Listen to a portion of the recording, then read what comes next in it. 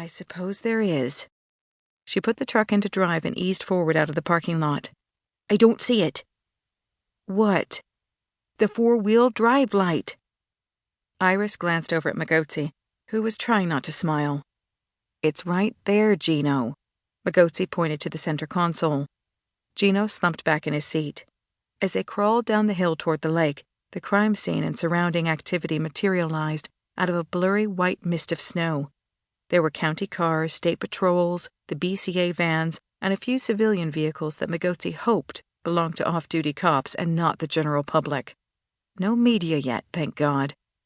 But most notable was a garishly colorful tent with stripes and polka dots and smiling clown faces plastered all over it, erected out on the frozen lake itself. Gino leaned forward again. What the hell is that? Is the circus in town or what? That's the crime scene, Iris replied. Nice tent, Gino remarked. Really sets the mood. Are you handing out candy, too? As far as Iris knew, she didn't even have a temper.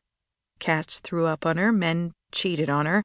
The high schoolers she taught used to ignore her most of the time, and not once had she felt the compulsion to fire back an answering shot.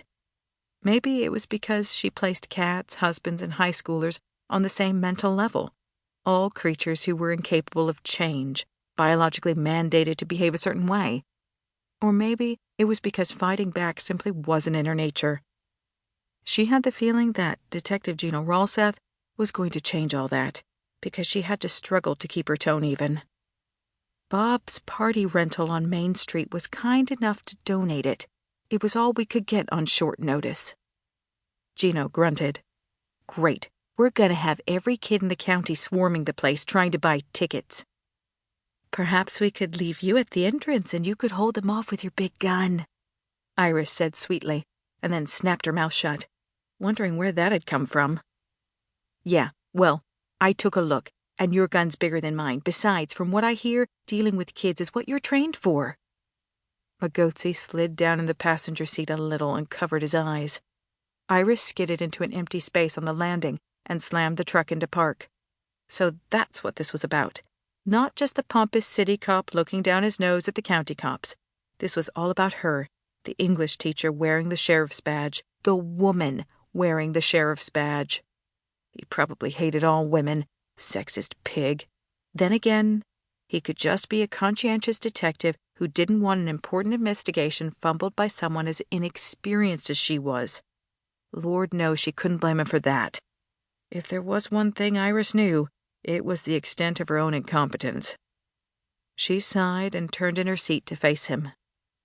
The only alternative to that tent would have been to drive stakes into the ice to support a tarp, but with the ice in such poor condition, we didn't want to risk it. Gino frowned at her.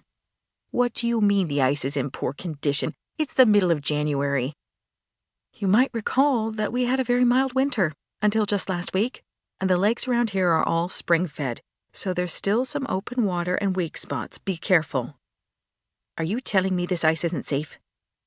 Well, they told me it was. By the way, if you hear the ice cracking under you, don't panic.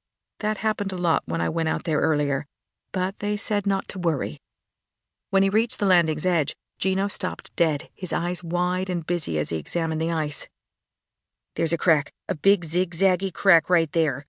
He pointed out to Iris. What does that mean? Iris looked at it worriedly. I didn't see that before. Try not to step on it. They watched her walk gingerly out onto the ice, careful to skirt the crack. Let's go, Magozzi said. Just a minute. I want to see if she falls in. Come on, Gino. Look at all the fish shacks out there. If the ice can hold them, it can hold us. So says you. When was the last time you were tromping around on a spring-fed lake after a warm snap? Magozzi shrugged. Never?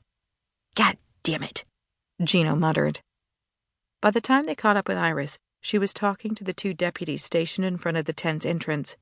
Both of them were starting to look like snowmen themselves, as the heavy precipitation accumulated on their hats and parkas, and they didn't look particularly happy to be there, or to be talking to Sheriff Rikker, for that matter. As they drew closer, Magozzi heard Sheriff Rikker ask one of the deputies if he was keeping a sign-in sheet for everyone who entered the crime scene area. "What do you think?"